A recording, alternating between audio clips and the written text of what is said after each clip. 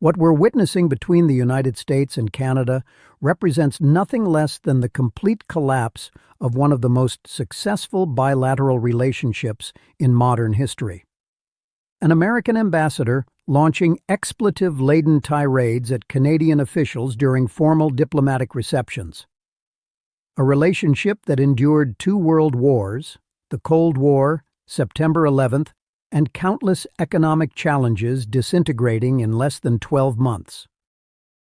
Trade flows worth $800 billion annually grinding toward paralysis, and ordinary families on both sides of the border paying a devastating price, $1,200 per American household in higher costs, jobs vanishing in communities that voted overwhelmingly for the president whose policies are destroying them.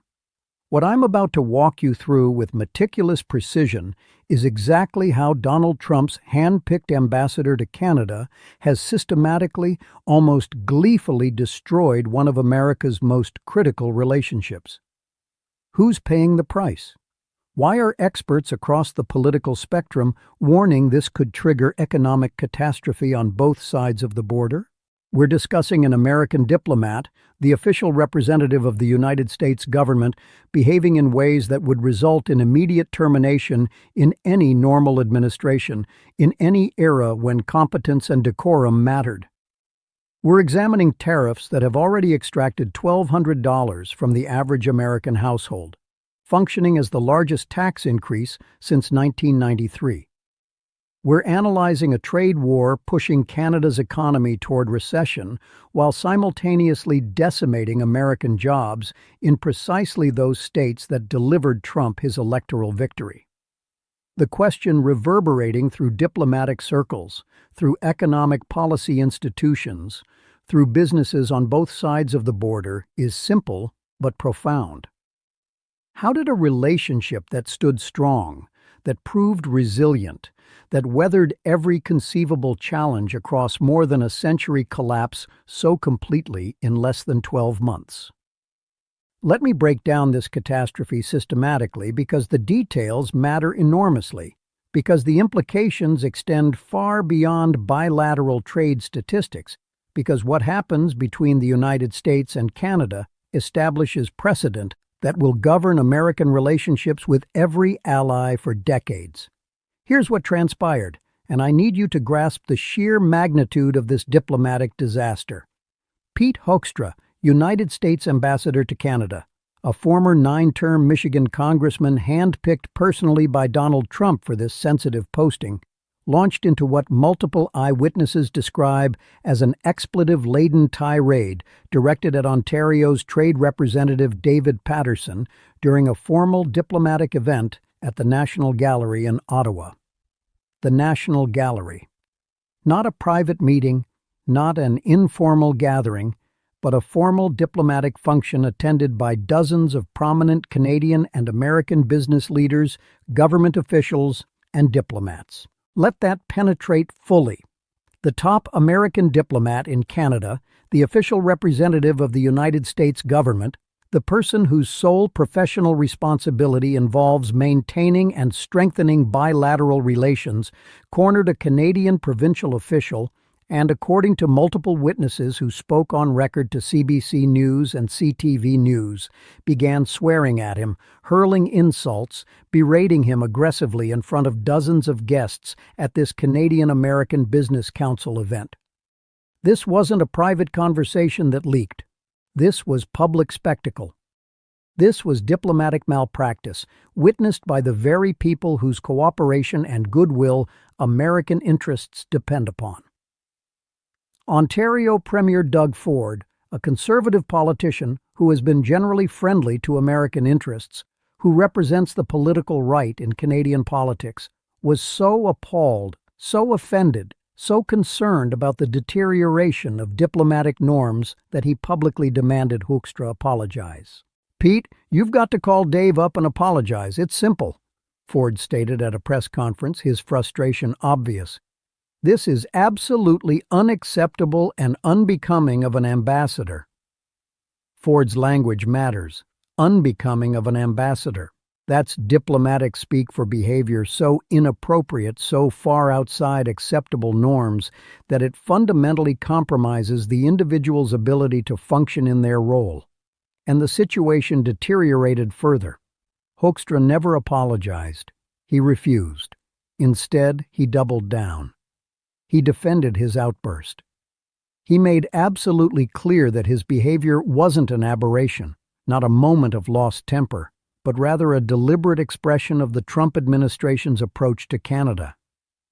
2 days later, on November 20th, at another public event in Ottawa, Hoekstra defended his outburst with defiant clarity.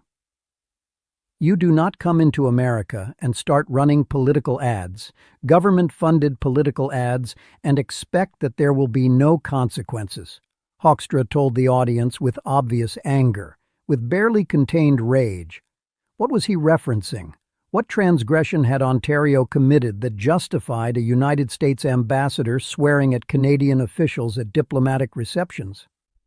Ontario had commissioned an advertisement that aired during the World Series, one of America's most watched sporting events, featuring former President Ronald Reagan's own words from 1987, eloquently championing free trade and warning with prophetic accuracy that tariffs hurt every American worker and every American consumer. The advertisement used Reagan's actual speech, authentic footage, nothing fabricated, nothing altered, nothing taken out of context. Simply reminding Americans, particularly conservative Americans who revere Reagan's memory, that even their most celebrated modern president understood basic economics, understood that tariffs function as taxes on American consumers, understood that trade wars harm everyone involved. That's the offense that triggered an ambassador's public tirade.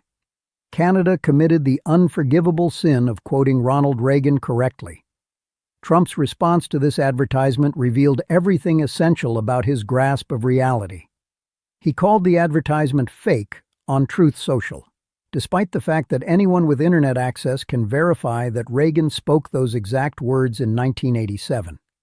Despite the fact that video footage exists, despite the fact that the Reagan Presidential Library confirms the speech's authenticity, Trump declared it fake because it contradicted his narrative. And then Trump escalated with characteristic recklessness. He threatened to raise Canada's tariff rate from 35% to 45%, a 10 percentage point increase. Think about that sequence carefully. A Canadian province quoted Ronald Reagan accurately. Trump called the quote fake, despite overwhelming evidence of its authenticity. Then Trump threatened massive tariff increases as punishment for Canada telling the truth. But this transcends one ambassador's temper tantrum, one advertisement campaign, one presidential outburst on social media.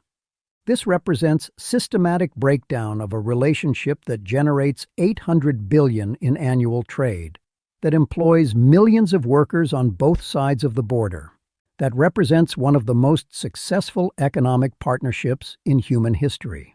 Trump invoked emergency powers to impose 25% tariffs on virtually all Canadian goods, citing fentanyl trafficking as a national emergency, despite overwhelming evidence from his own administration's agencies that the vast majority of fentanyl enters the United States through the southern border with Mexico, not through Canada.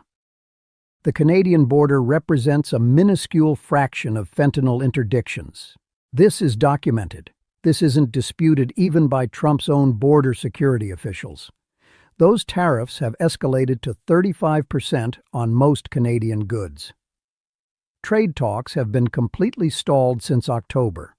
No negotiations, no dialogue, no diplomatic engagement. Canada's economy shrank by 1.6% in the second quarter alone. That's not a statistical adjustment. That's recession-level contraction directly attributable to American tariff policy.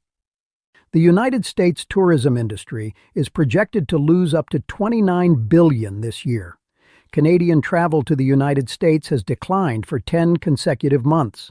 Hotels in Buffalo, Seattle, Detroit, Minneapolis, all reporting catastrophic declines in Canadian visitors.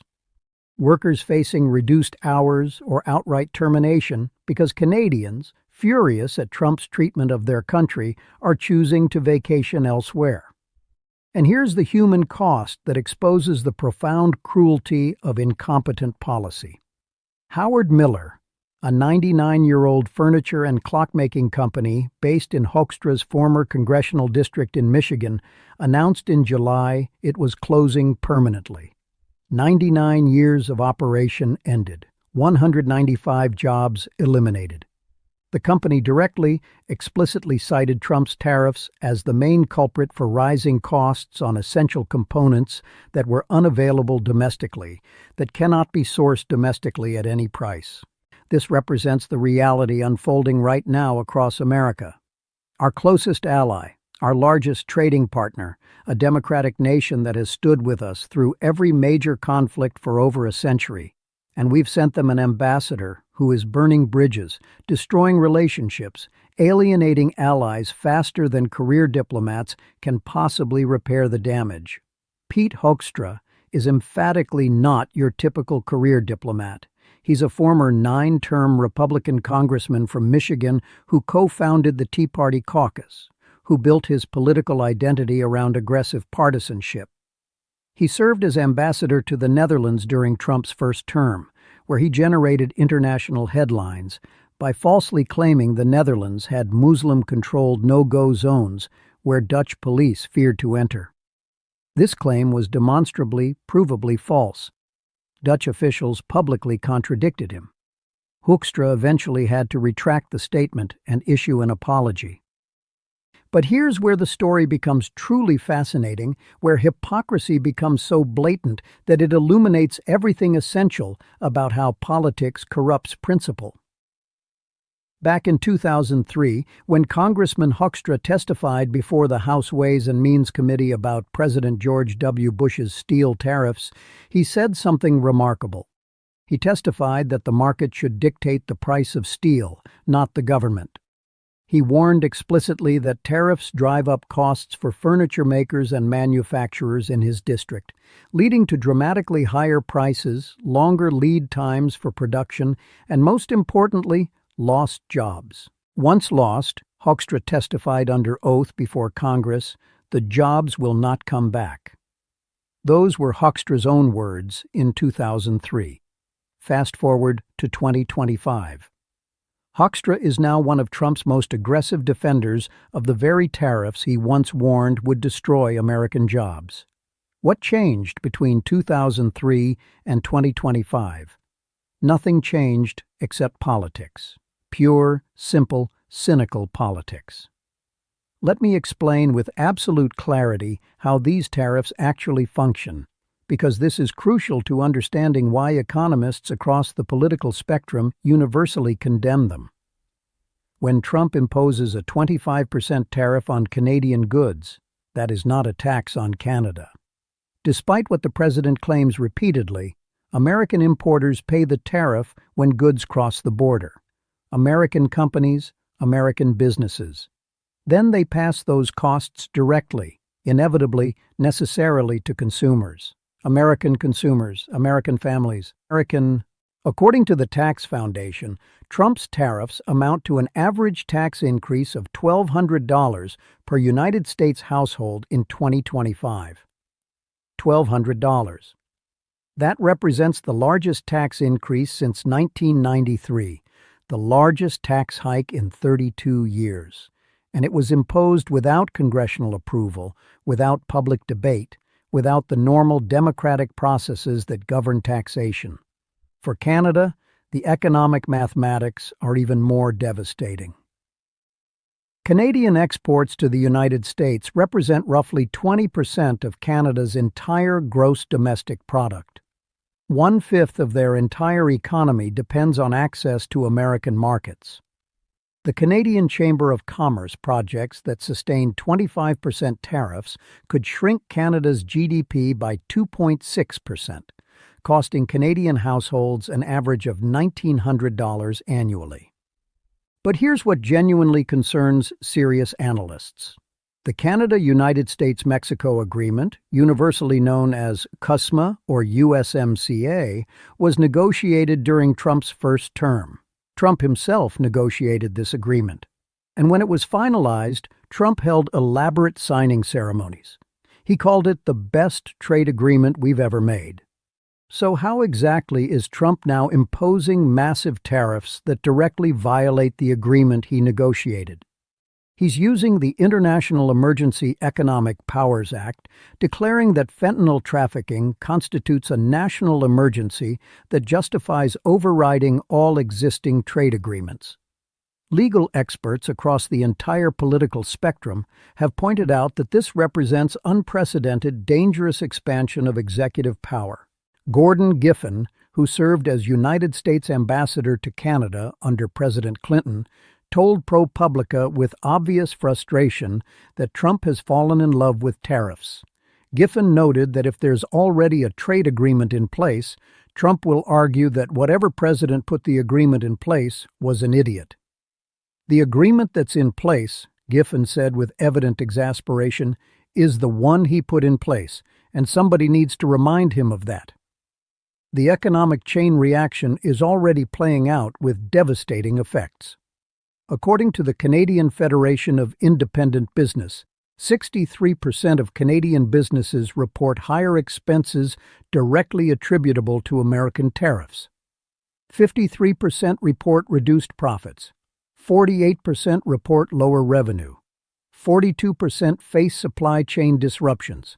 36% have paused all investments. On the American side, Michigan is getting absolutely hammered. Canada is Michigan's largest international trading partner. The state exports $23.3 billion in goods to Canada annually. That's more than Michigan's exports to its next four largest foreign markets combined. The Michigan Retailers Association found that 2/3 of retailers had been forced to raise prices because of tariffs. Michigan's Agriculture Department reported that wheat exports fell by 89% compared to last year. Fresh cherries declined by 62%. These are farmers in rural red counties, in communities that voted overwhelmingly for Trump, watching their export markets evaporate, watching their incomes collapse because of policies enacted by the president they supported. And here's the bitter irony. These tariffs are not bringing manufacturing back to America. They're destroying what remains of American manufacturing capacity. Remember Howard Miller?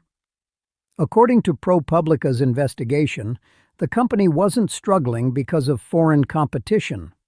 They were a domestic manufacturer that imported certain specialized components unavailable anywhere in the United States.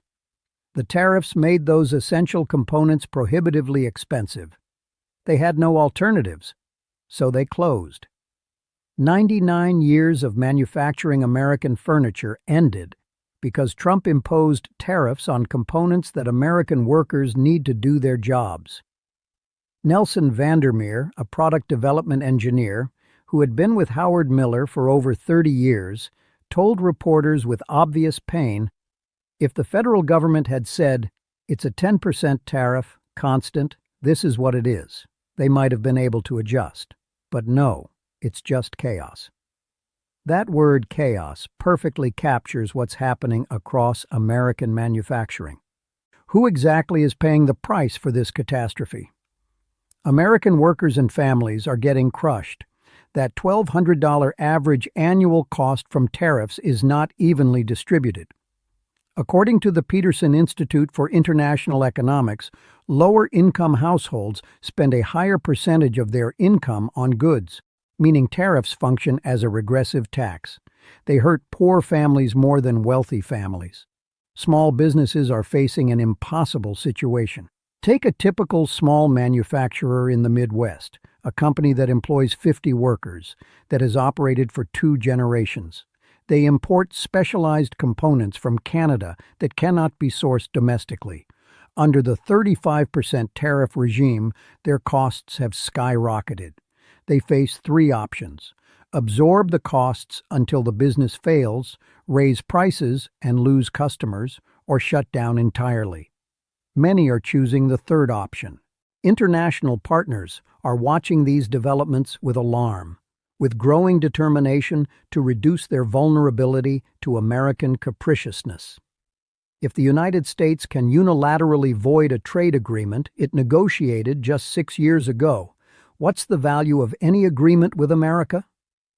The European Union, Japan, South Korea are already implementing plans to reduce dependence on the American market. In Canada, the crisis triggered a nationalist surge that propelled Mark Carney to electoral victory. Carney ran explicitly on a platform of reducing Canadian economic dependence on the United States, of standing up to Trump's bullying rather than accommodating it. A major Canadian politician won a landslide by campaigning against America. Let that reality sink in. Our policies created a Canadian leader whose central message was that Canada needs to distance itself from us. Trade talks have been completely stalled since October, with no signs of resuming.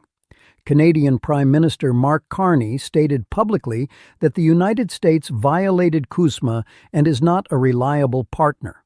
In the next 30 to 90 days, experts predict 3 scenarios. The Supreme Court could strike down Trump's tariffs as unconstitutional. Trump could declare another emergency and impose even higher tariffs. Or the stalemate continues indefinitely, both economies slow further, and the damage becomes permanent. Let me summarize the 3 most critical points.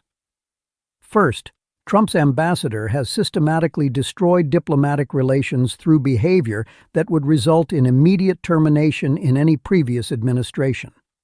Second, the tariffs are costing American households $1,200 annually while pushing both economies toward recession. Third, this crisis is undermining America's credibility with all our allies. If we can tear up agreements with Canada, no treaty is safe, no commitment is credible.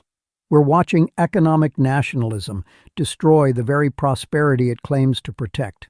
We're witnessing a trade war inflict maximum damage on American workers while achieving none of its stated objectives. The stakes have never been higher, and understanding what's really happening has never been more important for informed citizenship.